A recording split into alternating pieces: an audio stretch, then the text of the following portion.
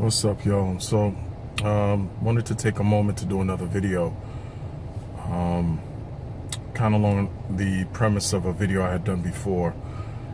Before I get into it, feel free to like, comment, subscribe.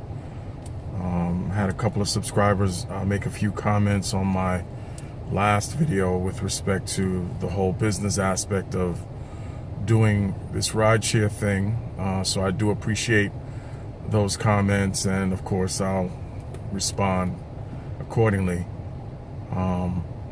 Take a moment to take a look in the description below this video. You'll see a link to my websites, both with respect to ride sharing and also some of the products that I sell and or I'm a distributor for with a company called It Works. So that being said, let's get on into it. So a few videos back I did something with respect to a warning about doing certain things within the confines of the boroughs, or I guess in general, but with respect to the TLC police and, you know, not picking up fares illegally and, you know, returning back to Westchester or wherever outside of the 5 boroughs you may roam. The adjunct to that warning is be careful about the private clients, that end of it. Be careful about jobs in which you circumvent Uber or Lyft, and you take payment directly from that passenger, be it cash, whatever. And the warning is simply this. Now, a lot of you know this. A lot of you know this and still do it. Some of you don't know it. So just to make sure that I put my 2 cents into it, it's very simple, right? Any ride-sharing company that you are dealing with, for hire vehicle company that you're dealing with, Uber, Lyft, Vibes, I don't know, Juno, whichever ones are out there.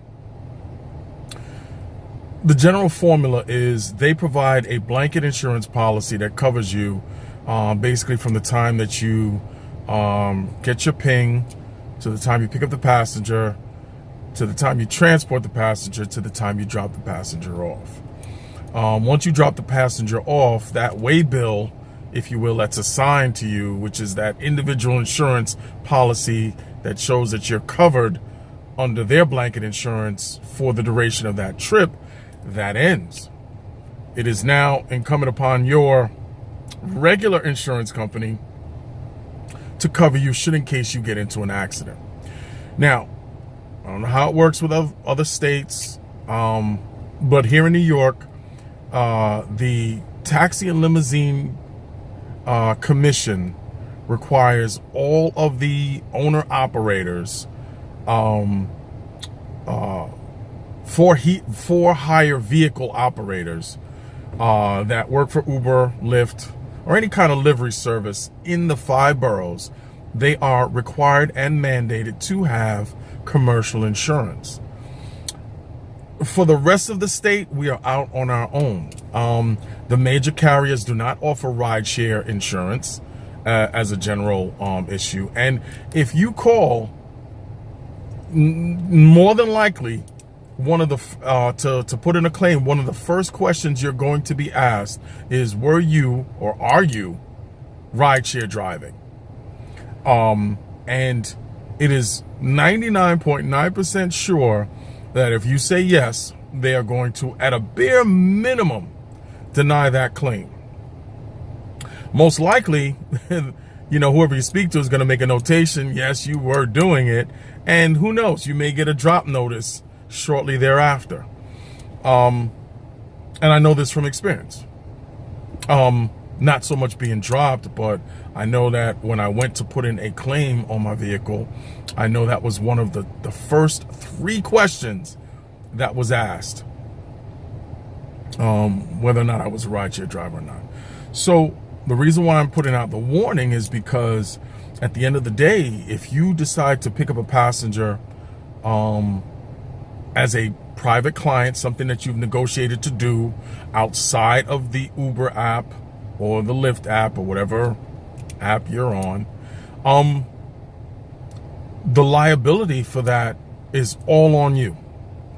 If you get into an accident and your regular insurance company finds out that you were transporting that person for money, they're going to want to deny the claim. Now you could say, well, I could lie and they won't find out. But you've got a whole bunch of other issues, because if your passenger is injured, one of the very first things they're going to do in the process of suing you is probably to say, listen, I had an arrangement to pay this guy X amount of dollars to take me wherever. And that will be the beginning of a whole world of problems for you. As much of us who are out here trying to make a little additional money, or who are trying to support ourselves on the income that we generate from rideshare driving, that type of a setback could leave you homeless. And I kind of chuckle because there are a lot of people, like I said before, who know the ramifications of doing it. They still do it. So is it worth, I don't know, $100 cash to take someone to the airport, as opposed to getting into an accident and being sued for everything that you own? Worst case, the majority don't have some sort of limited liability company set up, some sort of S corp or something that reduces the amount of liability that they have in terms of their own personal holdings. It is a bad look. It is a bad look indeed. So I'm not here to tell you not to do it. I'm not here to tell you to do it. I'm just here to tell you that there are some consequences and repercussions of doing something like that. And you could go through the next 20 or 30 of those trips and not have a problem. But that one that you do have a problem on, the math ain't going to add up. So that's it for now. On that note, I'm going to sign off. Everyone stay frosty. Catch you on the next video. Peace.